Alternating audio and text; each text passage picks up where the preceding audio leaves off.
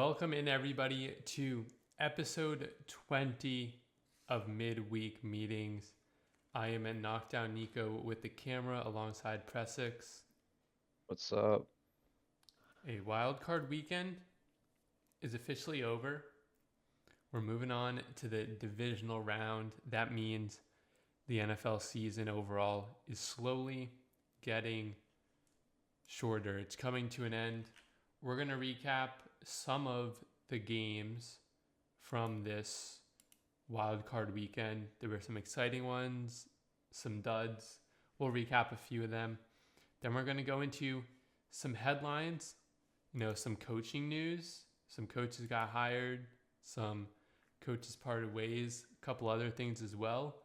And then we are going to head into our divisional predictions for the divisional round this week. But we're going to start off with some of the games that we're going to recap from the Wildcard Weekend. The first one we're going to choose is the Chargers at the Texans. Yeah, this game was interesting. It's probably CJ Stroud's best game of the whole year, in my opinion, and Herbert's worst game of the year. So when those two happen, it ends in a blowout for Houston, as we saw. Herbert having more interceptions in that game than he did all season is one of the crazier things to happen.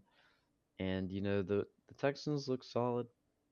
Um, they got a tough matchup this week, but they played a pretty good game.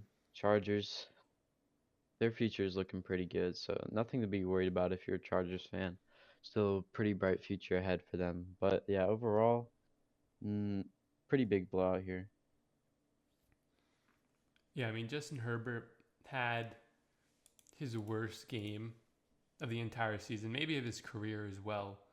The 4 interceptions, like you said, more than he threw all year. If you want to look on the bright spot for Chargers fans, Ladd McConkey, I think, had a playoff record for receiving yards by a rookie. So he was the only one that did anything, let's be honest. He had 197 yards, receiving yards, and then the rest of the team had the most was 16. So yeah, if this team didn't have Ladd McConkey, this game would have been much worse. But I thought the Chargers were going to be more competitive in this game. Obviously, the turnovers didn't help them, but the Texans, they kind of stepped up a little bit. They had a good game overall, but we will have to see how they do against the Chiefs. It's going to be a much tougher opponent, and they're not playing at home. But the Chargers, yeah, I'm just a little disappointed in them. They didn't get the run game going, and then the turnovers by Herbert as well definitely didn't help them out. So it was honestly kind of underwhelming. I thought they had a chance to go a little farther, but they did not. The next game we are going to recap, it's probably the most exciting game, I would say, of the Wildcard Weekend, was the Commanders at the Bucks. Yeah, this game was really close up until the very end. Both teams went back and forth. I think the Bucks, they could have won this game, but I think the turnovers were the big difference in this game and what ultimately put the Commanders over the edge. Baker had some costly turnovers, and that kind of just gave the Commanders easy opportunities to score. So, Jaden Daniels played pretty well. Washington got their first playoff win in like forever, so since I've been alive. So it's pretty crazy to think about. And so yeah, but the Bucks are eliminated. I don't know where they go from here.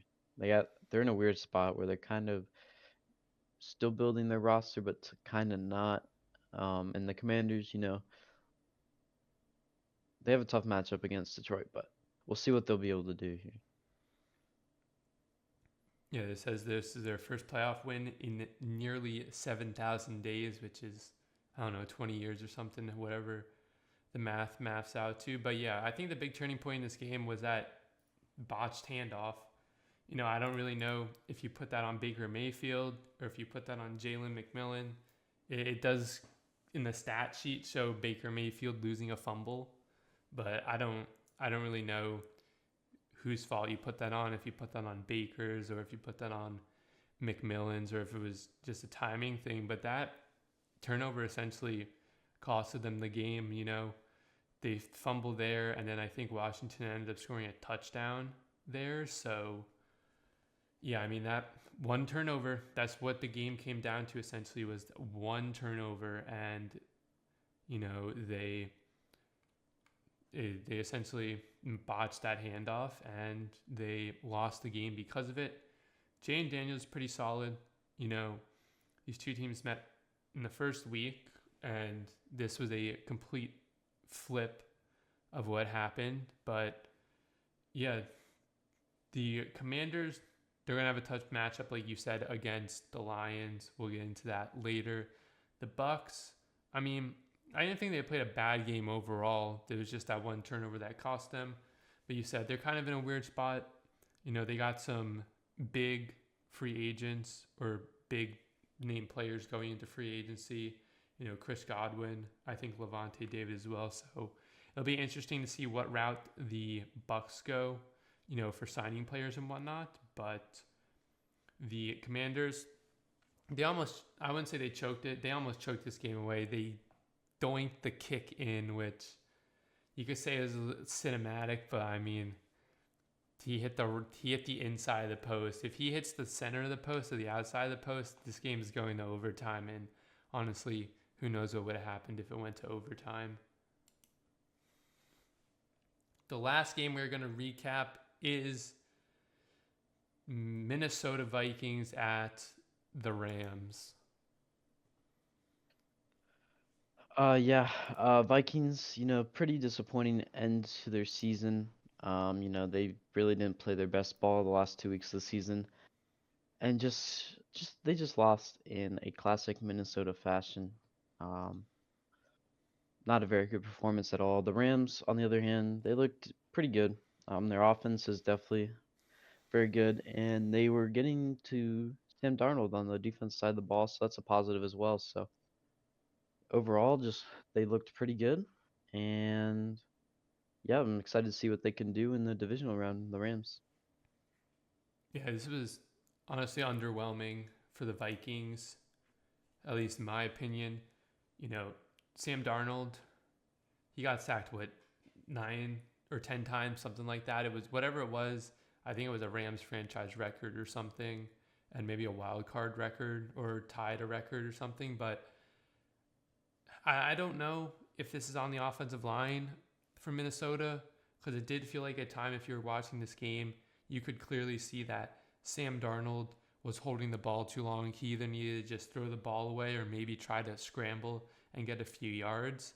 He also, I think he lost one fumble. It might have been 2 fumbles as well. No, he just lost one fumble. But yeah, I don't know. I don't know where they go. The Vikings go with Sam Darnold from here. Do they re-sign him? Does another team re-sign him? I think he's going to get a lot less money over just these past 2 weeks than he would have if he didn't play these, against Detroit and the Rams. But yeah, I mean, this team, they were underwhelming. Justin Jefferson didn't have a single reception in that second half, I think. I'm not even sure if he had a single target in the second half. But the Rams, I mean, their defensive line is low-key a little underrated. Obviously, they didn't throw the ball as much as they needed to. But, I mean, it'll be curious to see how the Rams do against the Eagles. Obviously, Tyler Higbee got injured in that game. From what I've seen, he's most likely going to play against Philadelphia. But, outside of Higbee and Puka Nacua, the most receptions from another player was Kyron Williams. So they need to find a way, the Rams, in order to win this game. I think they're going to need to get Cooper Kupp more involved, and we'll have to see how the run game is pretty solid against Minnesota, but we'll have to see how the run game does when they play Philadelphia because it's going to be a big factor. But it should be a good game upcoming. The Rams, I think of people were just, I wouldn't say underestimating the Rams, but I don't think, I think a lot of people were expecting Minnesota to bounce back, which they clearly didn't. So definitely a disappointing end to the season for the Minnesota Vikings. Those are the games we are going to recap for this week. We're going to move on to our headlines. Our first headline dropped early last week, I think it was. The Patriots have officially signed Mike Vrabel as their head coach. Yeah, I kind of predicted this one last week when we were talking about the firing of Gerard Mayo. The hire just kind of made sense. Vrabel was a great coach who deserved to be an NFL coach last year, or a head coach, that is. But now he's getting an opportunity in New England, and he has a great roster to work with, great draft capital to work with. So it'll be fun to see what he can put together in New England, and New England might look successful in the future again. So yeah, exciting time for Patriots fans. Yeah, he was the front runner. Felt like he was going to go there as well. Yeah, we'll have to see what he does. I'm really curious to see what he's going to do, with this. I wouldn't say it's a competition, but this rookie quarterback battle. Joe Mixon played very well against the Bills the last week of the regular season. I'm curious to see, maybe they try to trade Milton. Maybe they keep him as a backup to Drake May. Maybe, out of left field, they trade Drake May away. I highly doubt that, but I'm very curious to see what he's going to do about that quarterback situation. Or maybe he just, kind of throws it out there like it's, two brand new quarterbacks competing for that starting spot. I think this team is going to be better than they were this year. I think they're going to have more wins this year, or I'm sorry, this upcoming season than they did, this season. So I think the Patriots, I don't think they're going to be, wild card contenders. They might be like borderline just out of wild card at max, I think. But I think Mike Vrabel's a good head coach for this team, and we'll have to see, because he was taking some shots on Twitter, a couple weeks ago, saying when he got fired in Tennessee, it wasn't really his fault. Essentially, it was they should have got rid of the GM in Tennessee, which I think they actually ended up doing as well recently. So we'll have to see what Mike Vrabel's able to do, and maybe in the next couple of seasons as well with him, he'll kind of determine, maybe he wasn't actually the problem in Tennessee. Maybe there was some other problems in Tennessee, and we'll see actually, how good of a head coach is. But I think this is a good pickup for the Patriots. Obviously, he's a former Patriots player, so I'm not saying he knows the system, but he's definitely familiar with, Robert Kraft and, maybe some of the people that are in the facility. So it definitely gives him a little bit of a head start compared to a brand new coach coming in. Our next headline is going to be Deontay Johnson has been released by the Texans. And I'm going to add on to this because I did see as well Deontay Johnson was claimed off of waivers today by the Ravens, but he won't be awarded to the Ravens until after the Super Bowl. So that essentially just means he won't be playing on the team. And then after the Super Bowl, he'll quote unquote technically be on the team, be on the roster. Yeah, looks like Deontay Johnson was having some locker room issues in Houston. From what I saw, he was upset after their win in the wild card round. Maybe a usage issue. I'm not sure what he's upset about, but it's been a rough season for him being on 3 different teams. Can't find any stability there when you're doing that. And, I don't know where they go from here, or where he goes from here, but it'll be interesting seeing what he does. And for Houston, it's not that big of a loss. I think he had maybe 1 or 2 targets last game. I can't remember, but not a big impact wide receiver. and I think they'll be just fine without him for the rest of the playoffs. Yeah, I don't think this affects Houston too much. I mean, they have Nico Collins, they have John Mechie, and they have Robert Woods as well. So I think their three wide receivers are fine. If they need to throw in a fourth, they have Xavier Hutchinson. Yeah, I mean, I think part of it too. I think I read somewhere that he was Deontay Johnson. I forget what the exact wording was, but he was supposed to have a more impactful role in the playoffs, for the Texans. So maybe that's part of where his, frustration or whatever essentially happened in the locker room, or maybe it wasn't in the locker room. Maybe it's just built up from, getting traded and all this stuff throughout the season. But whatever the conflict or the issue was, it definitely was the last straw in Houston. So, and I think it just added on top of that, like I just said, he was not necessarily promised, but was potentially told he was going to have a more impactful and be used more in the playoffs. And I mean, he had close to, I think he had one reception in this game. If I'm not mistaken, yeah, he had one reception and one target in that game. So definitely built up frustration. I don't think Houston cares too much, honestly. Now, him getting claimed by the Ravens, I think this is just a reason to maybe I've seen some rumors, the Ravens are picking up for, potentially getting some sort of draft pick through a trade. I'm not really too sure what the exact verdict is, but there's some reason that the Ravens picked him up in order to maybe get some draft capital or just some sort of money by claiming him. So either way, he's not going to play the playoffs. He's not going to play in the Super Bowl. So once the season ends, he'll, I guess, quote unquote, be on the team. And we'll have to see what the Ravens do with him at the end of the year.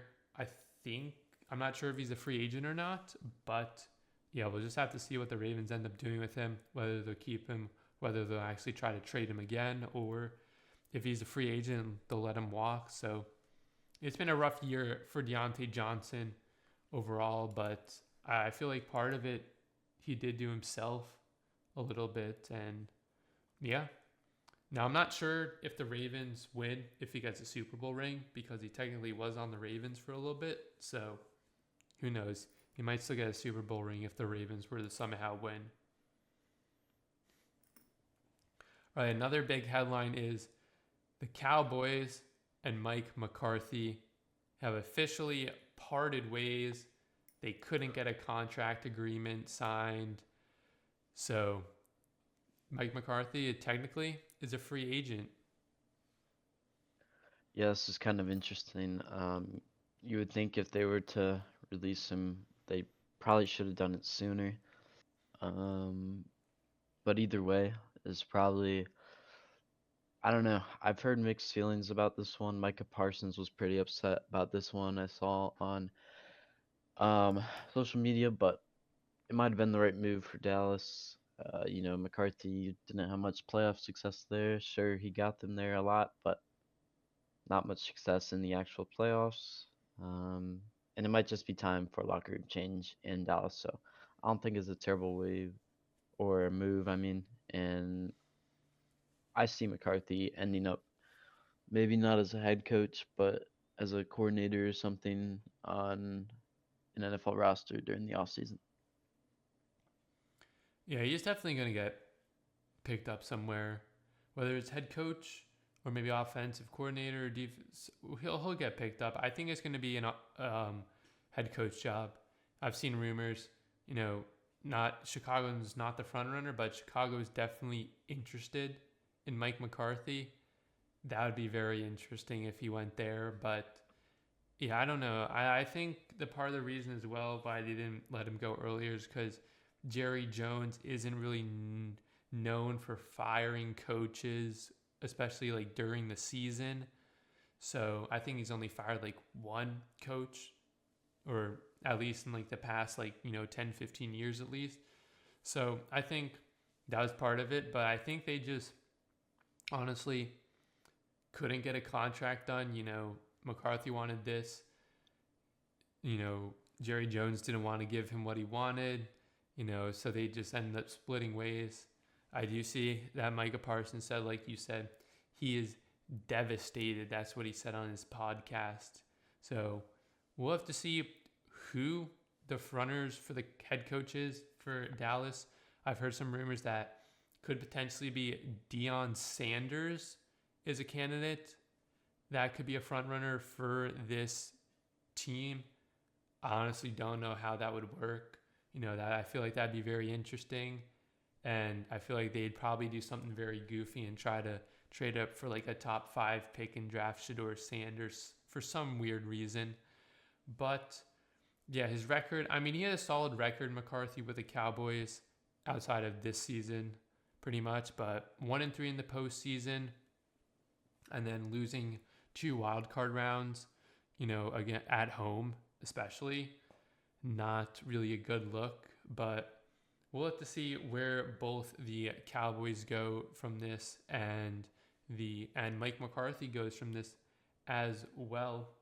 And I'm reading right here, he's expected to interview with the Chicago Bears as soon as Wednesday, which is today.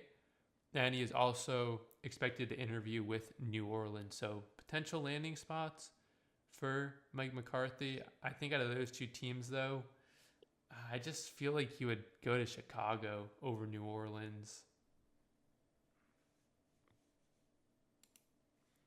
Anyways, those are going to be the main headlines for this week. They're not super amount of headlines this week. There's just a lot of, coaches, interviewing and stuff. So I think in the next coming week, we'll definitely see some more headlines, especially on what teams need coaches and who's going to hire them and whatnot. But now let's move on to our predictions for the divisional round. The first one we are going to start off with is, if I can find it, we're going to first start off with Houston at Kansas City. I'm taking the Kansas City Chiefs. Houston played well last week, but I think the Chiefs are just going to be too much to handle for them. The Chiefs, they've gotten a super bye. They've gotten like 2 weeks of rest. They're healthy, fully rested, and I think they're going to be ready to play a hard game of football. Last time these two met in the playoffs, it was a pretty interesting game. I believe the Texans were up 24-0, and then the Chiefs came back. So I don't know if it'll be the same type of game as it was back then, but it'll still be a fun game to watch. Ultimately, though, I think the Chiefs are going to run away with this one. Yeah, I'm taking the Chiefs here. I think these 2 teams played earlier in the season as well, if I'm not mistaken. Yes, these 2 teams did play earlier in the season. Kansas City won by a score of 27-19. Now, Mahomes, I'm curious to see how Mahomes is going to do. He hasn't thrown a pass since Christmas, so I don't know if there's going to be a little rust, on Mahomes or anything, but I think he'll shake that off by the mid first quarter, if not the beginning of the second quarter. This game's in Kansas City as well. I think that's going to give the advantage to the Chiefs as well. And the game earlier in the season as well was also in Kansas City. Now, we'll have to see how Houston does. Houston did have Tank Dell in this game, and he was their leading receiver. So it's going to be a little bit of a factor without him in this. But I think, Nico Collins is going to have a big game as well. And then I'm really curious to see. I feel like this game is going to go one of 2 ways, honestly. I feel like it's going to be a close game, or Houston, for some reason, is going to struggle. They're not really going to score a lot of points, and the Chiefs are going to comfortably win this game. But this should be a good game, and I'm going to take Kansas City. Next game is Washington at Detroit. I'm taking the Lions here. Um, I think this game will be a little bit closer than people think. The spread's currently set at 9.5, which I think is probably a little too high. I think it'll be a close game, but I think, Jaden Daniels is still a rookie, and I think he's going to make a rookie mistake in this one. And I think that's how the Lions are going to win this game. The Lions, they're resting up, and they're probably the healthiest they've been in a while coming into this game. So this team might look a little rejuvenated, and the Commanders not so much. So I think the Lions will be able to win this one. I'm taking the Lions. Yeah, look, the Lions are getting David Montgomery back for this game as well. There's going to be a little less touches for Jahmyr Gibbs, but I mean, now you have that 1-2 combo, David Montgomery. I'm not sure if he's going to be on a carry limit or not, or a snap limit, but, you have him bruising running back, and then you have the explosiveness of Jahmyr Gibbs. I think that'll definitely help out, this Detroit team as well. The Commanders, they gave up 100 yards pretty much on the ground, so, we'll have to see how they do in that category. But the Lions, they've only really faced like two quote unquote true mobile quarterbacks. They beat the Cardinals, but they lost to the Bills. So I'm gonna be really curious to see how they contain Jaden Daniels. Jaden Daniels, he led this team in the wild card with the most carries and the most rushing yards for the Commanders. So I'm going to be curious to see how Detroit contains him. But this is going to be a good game. It's going to be a fun game. I think this is going to be a high-scoring game as well. Washington can be pretty explosive at times, and Detroit, the Detroit offense, really good in the run game, really good in the passing game as well. But this game is going to come down to a few turnovers, like you said, a couple mistakes. Maybe Jane Daniels didn't really have it in that first game against the Bucks. I think he's going to have one in this game against Detroit. But this should be a good game. I am going to take Detroit. Oh, and one more thing. I feel like they're going to pass a lot this game, Washington. Their run game has been non-existent. Austin Eckler, 3.4 yards a carry is all right, but Brian Robinson Jr., 1.6 yards a carry against the Bucks, and you could say that the Lions have an even better run defense than the Bucks. So, I'm not really expecting a run game for Washington outside of Jane Daniels to do that much damage against this Detroit team. All right, the third game of the divisional matchups, we have Los Angeles at Philadelphia. And from what I saw earlier today, it's supposed to snow pretty much this entire game. Yeah, this would be a fun one. The Eagles had a pretty big win against Green Bay, and LA, they played probably one of their best games of the season. Both these teams are looking pretty good. But this game is going to come down to Saquon. And, if you watched the Eagles game last week, Hurts really did not look that great.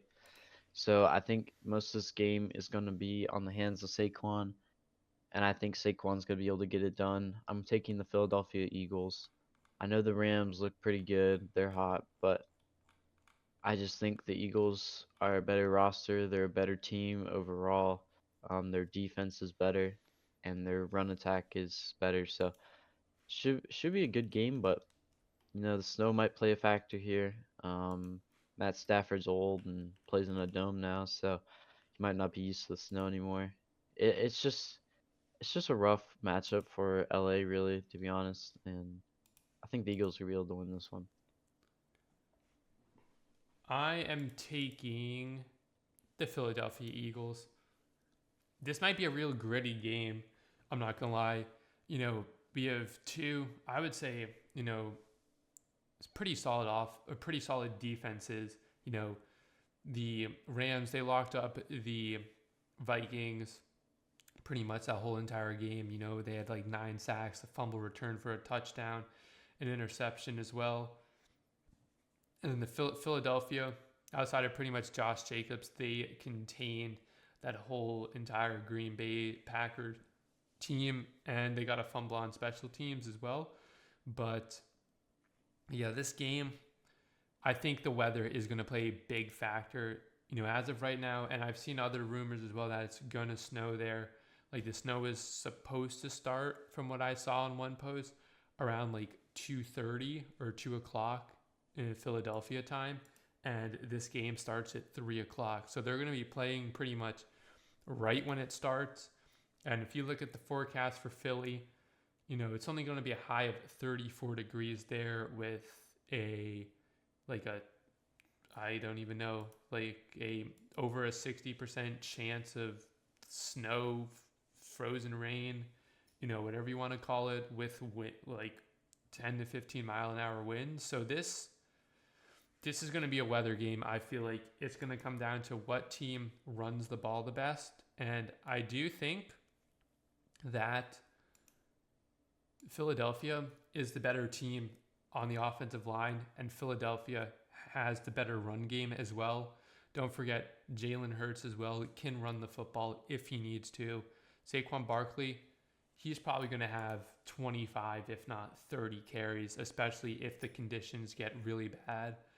I'm going to expect a lot of screen passes this game, whether, you know, it doesn't matter on what side of the ball. They're going to throw a lot of screen passes to Puka Nacua.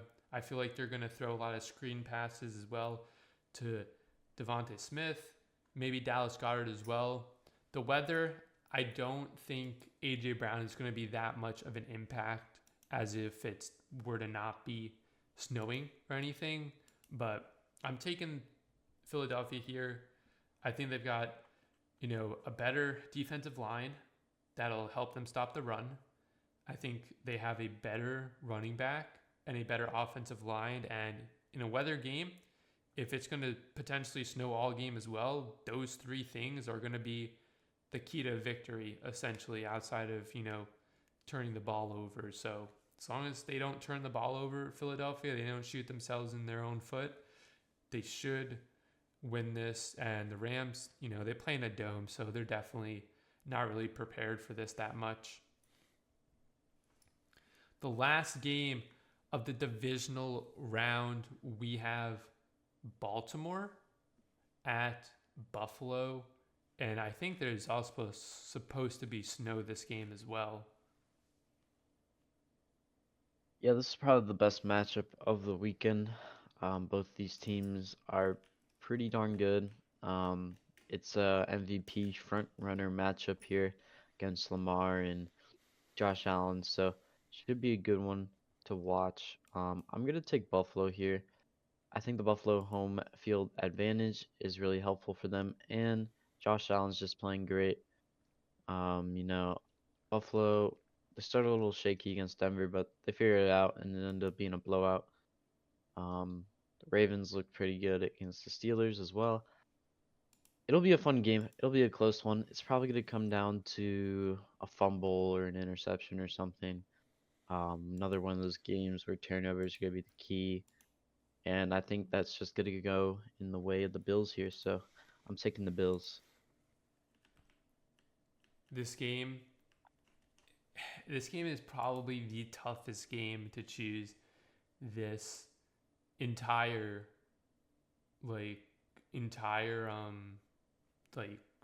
matchup for these weekends. But I'm going to take the Buffalo Bills here. Like you said, I think the difference in this game is going to be the Buffalo crowd.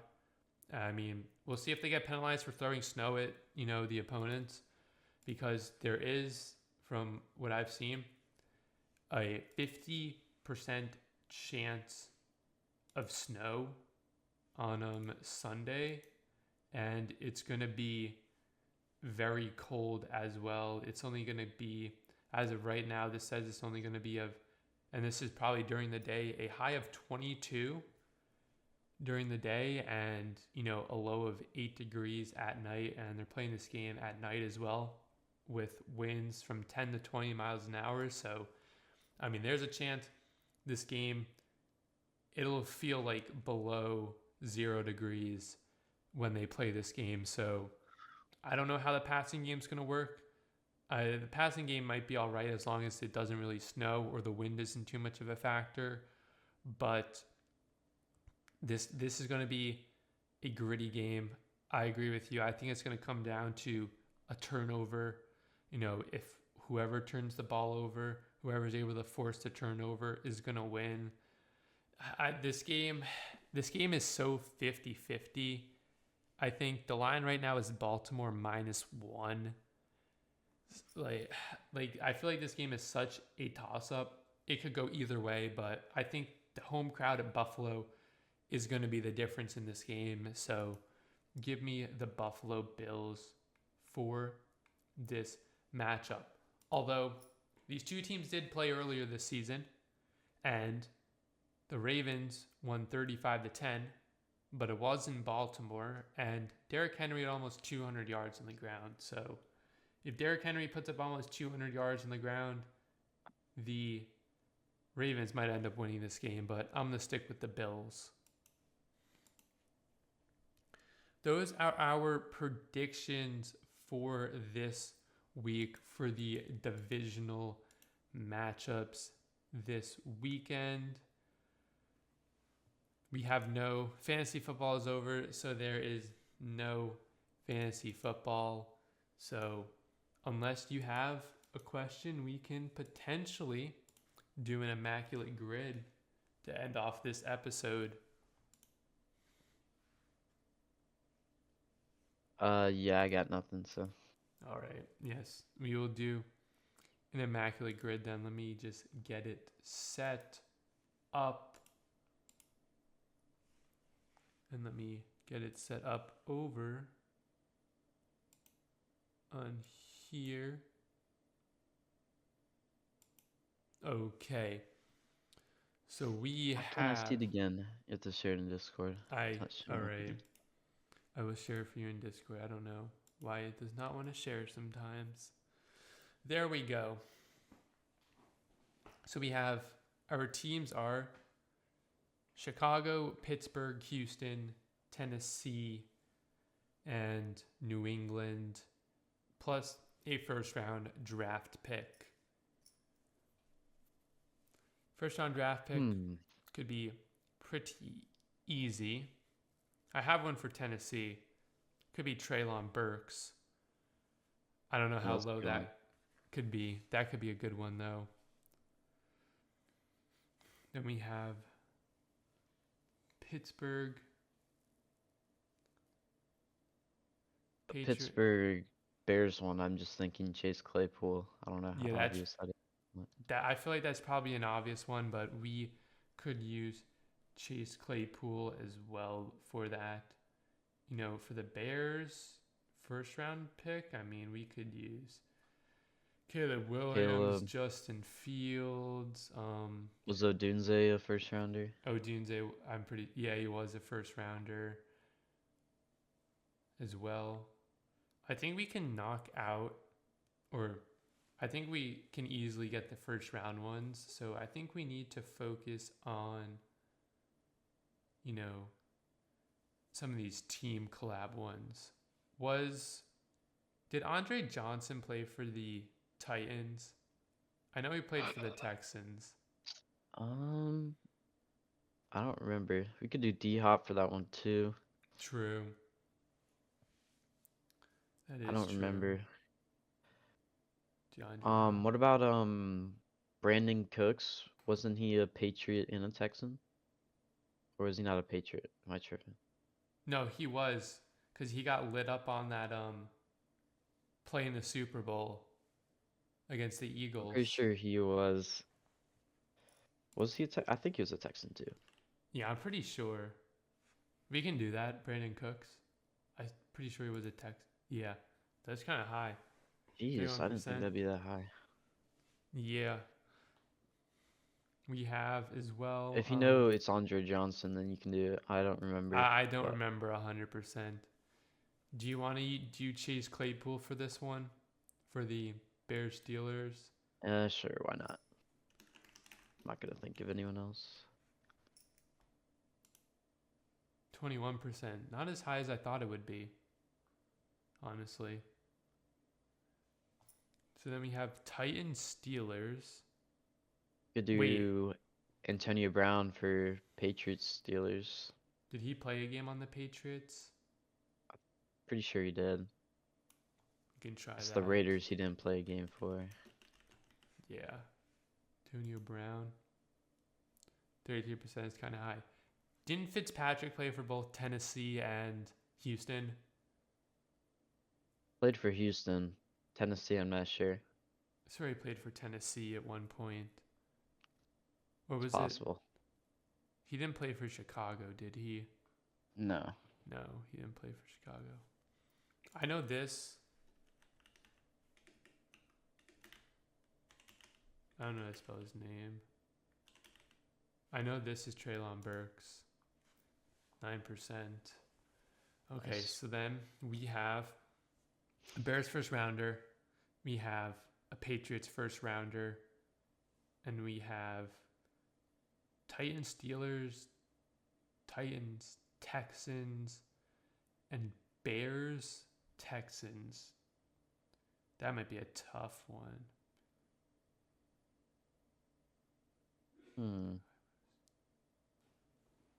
Cairo Santos was a Bear. I don't know who else. What other team did he play for? Wait. Nick Folk. He played for the Titans. Did he play for the Texans? I know he played for the Jets as well. I'm not sure. I know he was a Titan, but I don't know about the rest of them. I do not know either.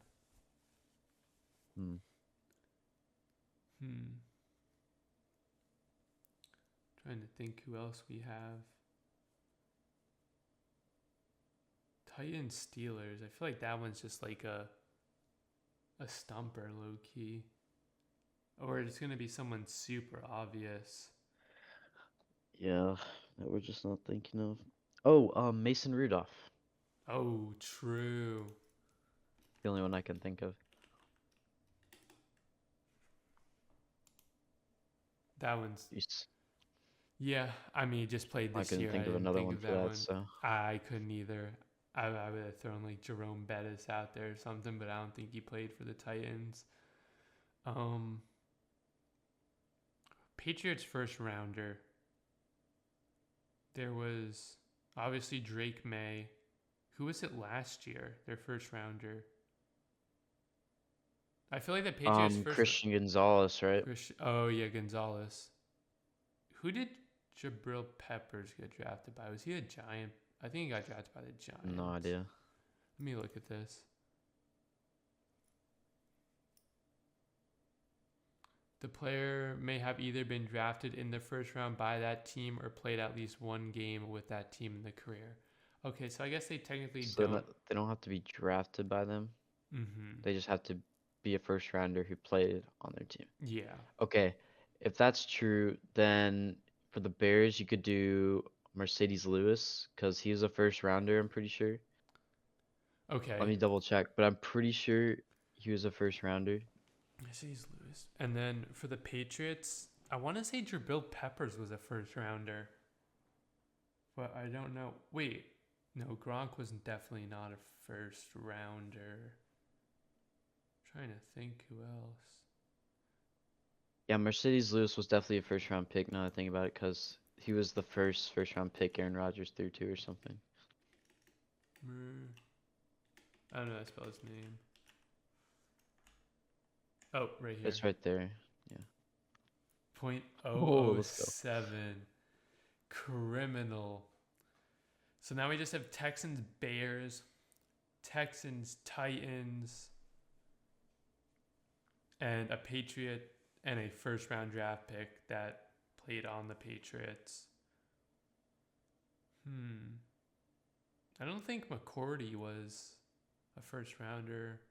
I have no idea who the Patriots ever drafted in the first round because they were always like so far back for so long in the That's first round. true. I guess if anything, we go like Gonzalez or Drake May. Yeah, those are pretty safe. Let's focus on. Let me put it in. Was Willie Snead ever a Bear? 8% for Gonzalez is kind of low. Willie Snead? He was You a remember that guy? Saint. He played He for was the a Texan Saints. Yeah, I don't at think one he point. played for the Bears. Mm. I know he was a Saint. Titans, Texans. Dude, I want to say it's either Fitzpatrick or Andre Johnson, but I'm not 100%. We still have D-Hop for Titans Oh, Texans. true. So we can do that Do we one. just want to do that then? Yeah, that's fine. DeAndre Hopkins. Okay. Then we just said the Then Bear Texan. Bear. Gosh, man. No, Zach Miller didn't play for the Texans. It's gotta be this like it's gonna be like 20 people. I'm calling it. And it's gonna be like the closest one's gonna be like before we were born. Devin Texan. Hester ever a Texan? I have don't no think idea, so. to He be was honest. a Seahawk. I think he was a Seahawk. Percy Cordero Harvin. Patterson ever a Texan? I don't think so. Percy Harvin, I don't think played for the Texans. What about what the hell is his name? Dan Orlovsky? I don't think. He was a Wait, no. Lion. Who's the other guy I'm thinking of? Brock Osweiler. Did he play for Oh. the Bears? Yo, wait, I think that's right. I'm almost. Yeah, I think that's right. Try it. I think that's right. No. No, Wait, who was it? gosh dang it. That was the hardest category too. Bro, I Rex thought you got that right. Rex Grossman, Brian Hoyer, Man. James Allen, DeAndre Carter, Deontay Oh, Foreman. Deontay Foreman? Dude, that guy's been everywhere. I forgot he was even a Texan. Ryan Griffin, Anthony Miller, Lamar Miller. All Dude, I players. really thought you cooked with Brock Osweiler. Dude, I thought I did too. Mario Addison, Jonathan Banks, Dang, DeAndre that Carter, sucks. Mario Edwards. No way. Deshaun Gibson, Rex Grossman, Lamar Houston. Dang it, dude. Oh, man. That Brian sucks. Hoyer. Yeah, I knew it was going to be like something goofy, man. Joe Thomas. Definitely not the Cleveland Brown Joe Thomas. Oh, that is so unfortunate. Rip. That was a tough one. It's just one, man. What I want to see Patriot first rounders really quickly. Oh, Zeke, Gonzalez, Jalen Rager, Devontae. Oh, I was right. Oh, you were right with that. Peppers. I wasn't 100% sure though. Cam Newton. Good on Mac Jones too. True. Aguilar. Nikhil Don't even Harry. remember this guy. Cool. There's just so many like. Oh, we already used Brandon Cooks though. Barkevius Mingo. Bro, their first rounders look-y sucked for the most part. They sucked or they got them from other people. Yeah. That is crazy. What a ending, though. I will stop. Right, how do I unshare this now? Oh, stop sharing. There we go. There we go. Alrighty, though. That is going to wrap up episode 20 of Midweek Meetings. A divisional round coming up. We have, what is it now? We got 4 games, and then it's down to 2. Then it's down to 1. We are getting close to the end of this season of the NFL. It's been a good one. Exciting. These games, they're going to be exciting games. Don't get me wrong. They're going to be exciting. We've got some weather games as well. So those are going to be really interesting to see how those play out. We will recap all the games, though, next week. If you're watching over on YouTube, make sure you subscribe so you don't miss out on when the new episodes do drop. And if you're watching over on Twitch, make sure you give us guys a follow on twitch.tv/KnockdownNico or twitch.tv/Pr3ssix, where we do the episode live every week. But thank you guys for tuning in. Thank you guys for listening. And we will see you guys once the divisional round has concluded. See ya.